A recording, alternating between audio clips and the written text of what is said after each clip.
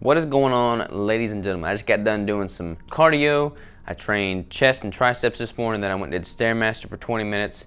And while I was on the Stairmaster doing my cardio, I figured I'd make a video about cardio because there's a lot of misconceptions around the best way to implement cardio as it relates to losing body fat. So I figured I'd make a little tutorial video on that. First of all, let me preface this with there's like two primary goals, I would say, of doing cardio. One is to enhance your performance from a cardiovascular and endurance standpoint, with that being the sport. For instance, like a marathon runner.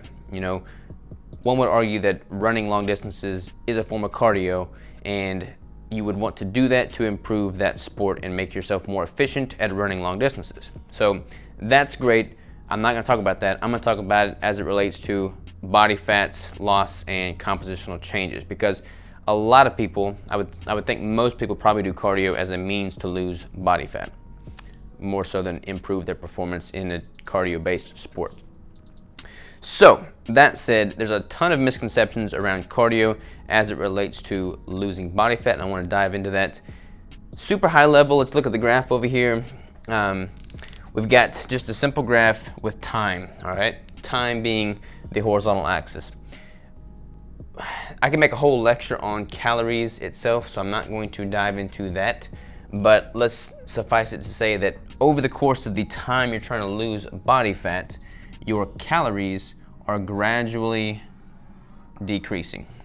Again, that's a whole lecture in itself. We could talk about reverse that, and we could talk about how fast that decrease happens. I'm not trying to dig into that now. What a lot of people do as it relates to cardio is they'll make the mistake of, as soon as they decide, okay, January 1st, 2019, I'm gonna lose body fat and get healthy, and I'm gonna decrease my calories.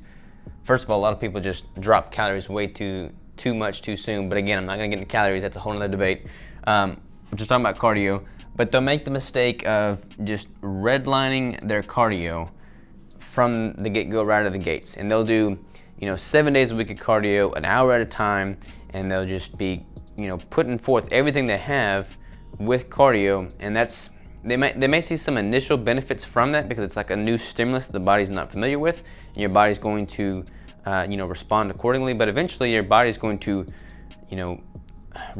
self-regulate to that degree of cardio, and then you're going to be left standing with no other tricks to pull. So, not really an optimal means there. So don't do that. A better means of going about cardio is to almost think of it as an inverse relationship to the gradual tapering of your calories. So if calories are gradually going down, your cardio should gradually go up and almost share an inverse relationship. And here's why.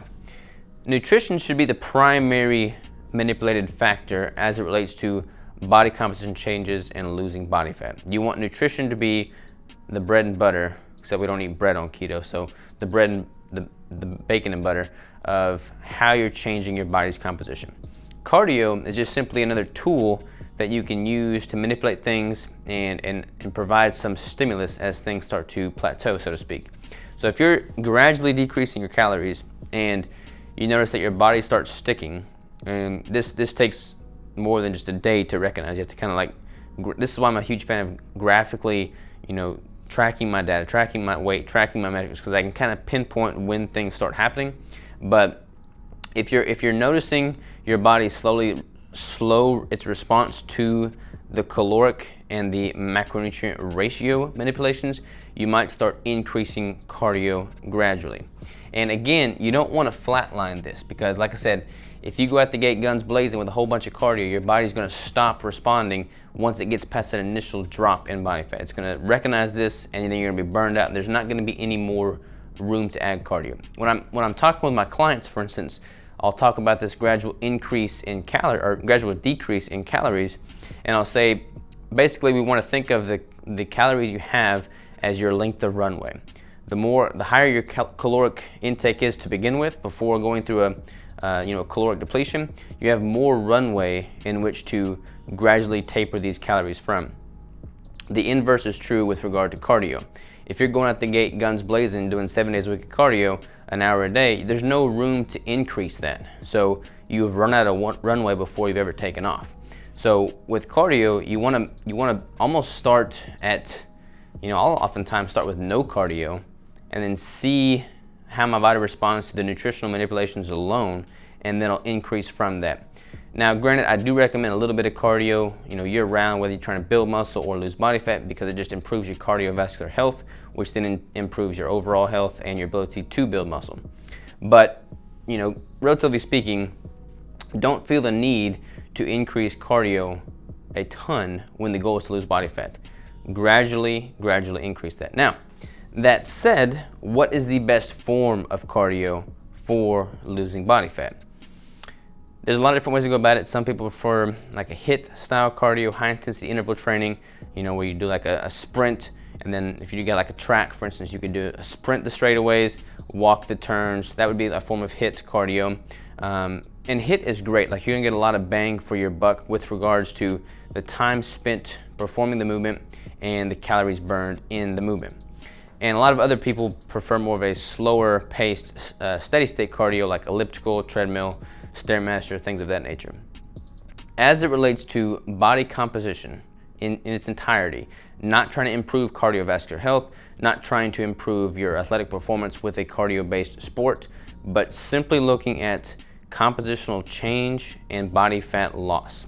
I am a huge proponent for steady state Stairmaster cardio. And let me make this clear, because I'm about to be crucified from all people that say you got to do HIIT over steady state. I never recommend a ton of steady state, like an hour. I don't ever go beyond 20 minutes at a time of steady state cardio. I don't think it's necessary for most people. What I did during my last competition prep was I prepped for 4.5 months. I didn't introduce cardio until probably the 3rd month. And when I did introduce it, it was just 1 day a week of Stairmaster. And I think I started at like 10 minutes. And then I would gradually increase that. I would do 12 minutes the next week, then maybe 13 minutes. I would increase either the time, so the duration of doing cardio, but not ever exceeding 20 minutes for me. And then I would increase the intensity level. So I would increase the intensity level on the Stairmaster. I started out, I think, at level 10, and then I progressed to level 15. Or you can manipulate the frequency. So you've got the duration, the intensity, and the frequency of which you can manipulate your cardio. So use those and only increase those as needed, gradually sharing an almost inverse relationship with the calories you're decreasing. Again, that's kind of like in a perfect world, it'd be a perfect inverse relationship. That might not necessarily be the case for you. There's a lot of individuality here, but main takeaway being, don't just assume that the more cardio you do, the better off you're gonna be as it relates to your goal to lose body fat and improve your composition. Gradually do that and treat this like a scientific experiment almost. You wanna control for one variable at a time. You wanna make very small adjustments to those variables, and then you wanna gauge and see how your body's progressing as you go.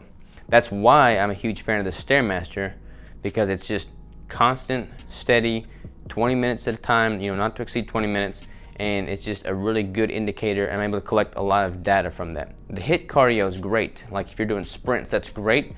That's a lot of bang for your buck, but it's much harder to regulate and see. You might go out there on an off day and you're just not feeling it, and it's harder to gauge if you're burning X amount of calories. Whereas with the Stairmaster, level 15 for 20 minutes is always level 15 for 20 minutes. Like, it's just consistent.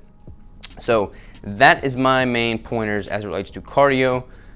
Pretty high level, but want to kind of give you all a little look into what my recommendations and kind of ways of thinking about this pertains to as it relates to losing body fat, because there's a lot of misconceptions around that.